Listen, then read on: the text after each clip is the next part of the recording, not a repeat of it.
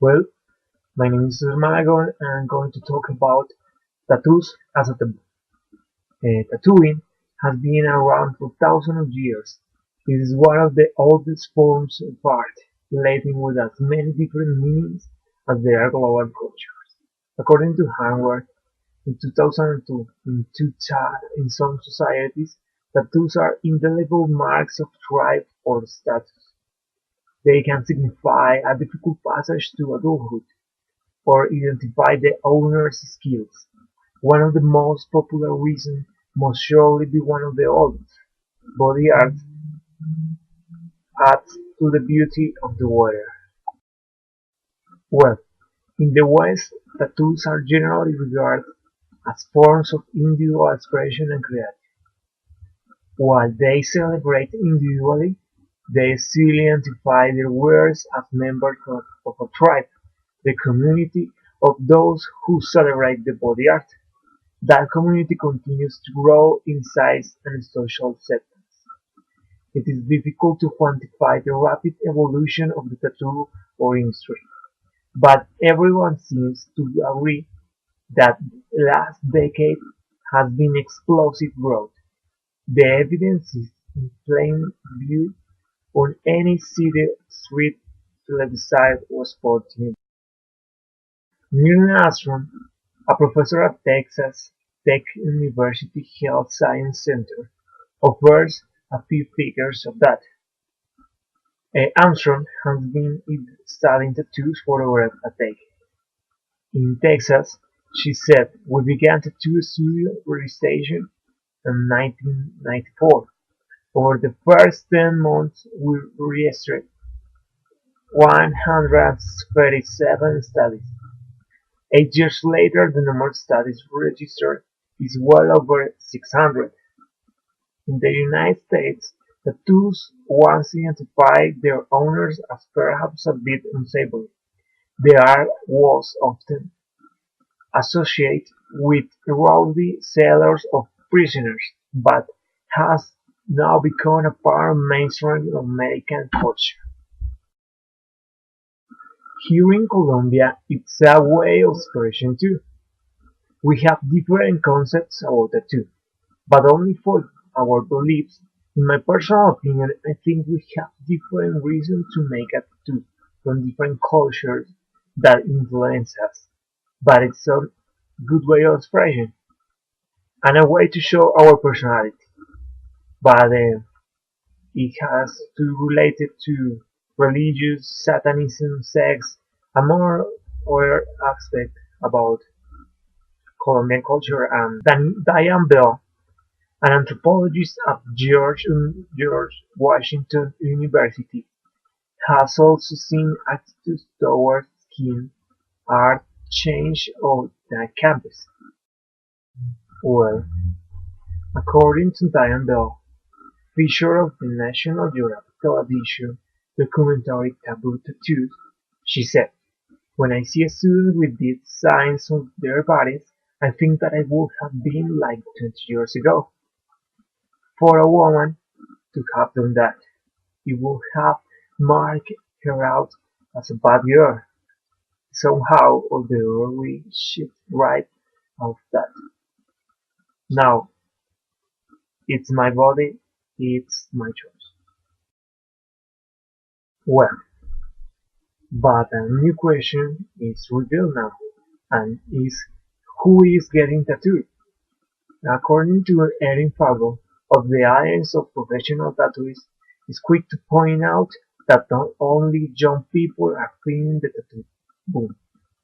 It's not just a kid thing anymore, she said. We see middle-class suburban women, doctors, lawyers. It's not a specific one group of people, it's everybody now. You see a lot of celebrities, rock stars, athletes with tattoos. And that kind of media really can drive our society. Well, now a new thing concerns us, and it's tattoos and health. Buyer beware.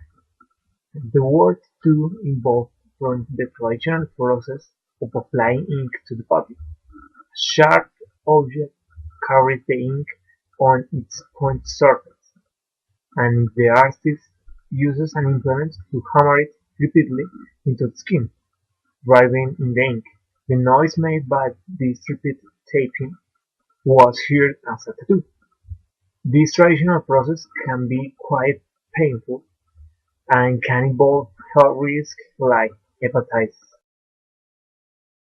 The image of the city tattoo parlor probably adds the stigma body art as a traditional space, but as the tattoo frontier grows and evolves, the facilities are changing, and some are more like art studios than the stereotypical city parlors.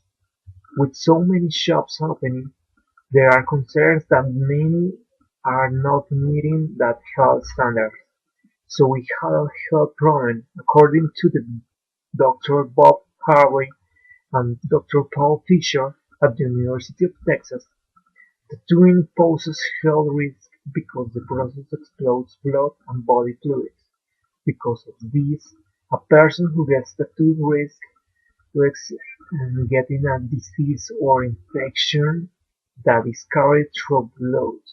These blood-borne diseases include hepatitis B and C, tetanus, and HIV. Well, this is very difficult to say, no? But getting a tattoo or making a tattoo is a really of concern of all the society. To end this video, I'm going to show you two videos about this interesting tattoo. Thank you very much. Can I get infectious diseases from tattoo needles? Yes, you can. If you get tattooed at someone's house, or in prison, or your cousin Jeffrey, who just got back from the state penitentiary, who learned how to make a tattoo machine out of an old VCR, is tattooing you with a guitar string. You're probably going to get something. It's probably going to be hepatitis C. Infectious diseases, they scare me. I don't like them. The biggest worry, I think we talked about this in the last video, the biggest worry is Hep C because it can live so long outside the body. It's like 90 days or something ridiculous. It can just be magically on something. You can't see it. You can't see hepatitis C? Well, if you have a microscope, you can, but anyway. So it can be on there, you don't even know it. It gets wet, it comes back to life, you touch a mucous membrane, you just got hepatitis C. AIDS doesn't worry me.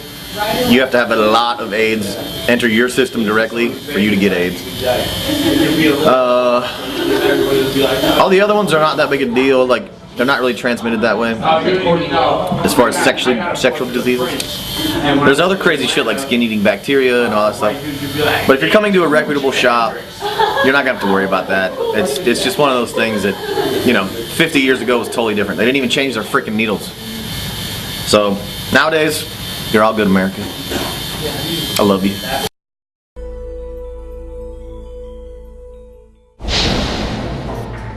The urge to create is a fundamental human trait. But when we apply our creativity to the most intimate of canvases, our skin, we can set off societal alarms. Some tattoos are beautiful, and some are just butt ugly. My dad always swore to me that if I got one, he would kick me out of the house. I think they're horrible. Can't stand them. I don't know why people have them. Anything permanent, I don't agree with it because people do change.